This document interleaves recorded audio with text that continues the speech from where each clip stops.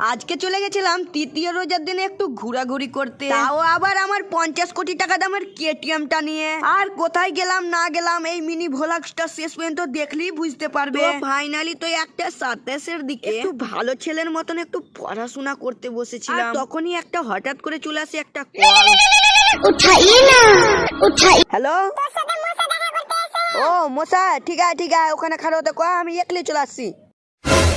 তো ফাইনালি তো আমাদের বাড়ির দিক থেকে বেরিয়ে পড়লাম। আর কিছু দূর যাওয়ার পরে ফাইনালি তো মশার সাথে দেখা হয়ে গেল। তারপরে তো এখান থেকে চলে গেলাম, দিয়ে ফাইনালি চলে এলাম নারী পুকুরের কাছে। আর নারী পুকুরের কাছে এসে তো দেখতে পাচ্ছ মশার একটু স্টাইল সাইকেল চালা। তার জন্য তো আমার তো মন মানে না, তার জন্য তো আমাকে তো চালতে জি করছে, তো আমিও চালাবো এখন। তো চলো, তো ফাইনালি তো আমি মশার সাইকেলে চেপে পড়েছি। আর মশার সাইকেলটা আমি চালাই, তো আমাকে কেমন লাগছে তোমরা একটু কমেন্ট বক্সে। তারপরে তো মশাকে আমি সাইকেল দিয়ে দিলাম, তারপরে তো ওর সাইকেলে আমি বসে পড়লাম, দিয়ে চলে গেলাম আর একটু সামনে দিকে। তারপরে তো ফাইনালি একটা ধামাকা জায়গাতে এসে তো ল্যান্ডিং করে ফেললাম। আর ল্যান্ডিং করতে না করতেই ওয়াও, ভেরি বিউটিফুল মশা। তারপরে তো এই জায়গাটাতে কিছুক্ষণ আড্ডা মারার পর চলে গেলাম আবার বাড়ির দিকে। তারপরে তো বাড়ি থেকে বেরিয়ে পড়লাম আসরের নামাজ আদায় করবার জন্য।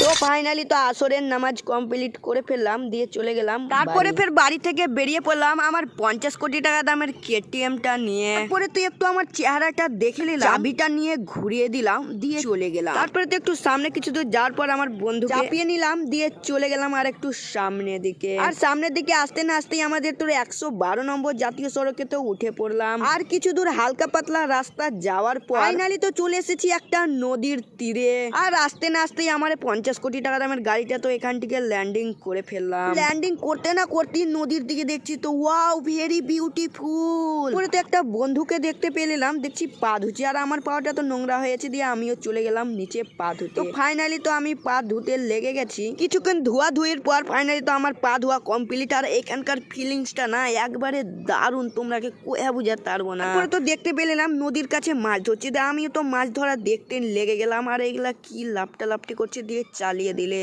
তারপরে তো আরেকটা চালিয়ে দিলে হুই, আর পড়ে গেল। তারপরে তো কিছুক্ষণ এখান থেকে বসে বসে মাছ ধরা তো দেখে ফেললাম। পরে এখান থেকে তো উঠে চলে গেলাম, দিয়ে আবার এই বন্ধুদের সাথে দেখা হয়ে গেল। এই বন্ধুটাকে বললাম আমাকে নিমের একটা দাঁতন পেড়ে দাও। তারপরে তো বন্ধুটা কষ্ট মষ্ট করে তো চেপেই পড়লো। তারপরে ফের আমি যেতে লাগলাম নিমের দাঁতনটা আনতে। তো ফাইনালি তো আমাকে নিমের দাঁতন দিয়ে দিলে, তো আমি ভাঙা ভাঙি করতে লাগলাম। আর ওই বন্ধুগুলাকে ওই একটা দিয়ে দিলাম, আর আমি একটা নিয়ে নিলাম, দিয়ে আমি করতে লাগলাম দাঁতের মাজন। তারপরে তো রোজা ইফতার করতে আর বেশিক্ষণ টাইম ছিল না, তার জন্য তো আমার 50 কোটি টাকা দামের কেটিএমটা নিয়ে চলে গেলাম বাড়ির দিকে। আর বাড়ি আসতে না আসতেই তো আমার তো রোজা ইফতারের দাওয়াত ছিল, তার জন্য তো আমি আর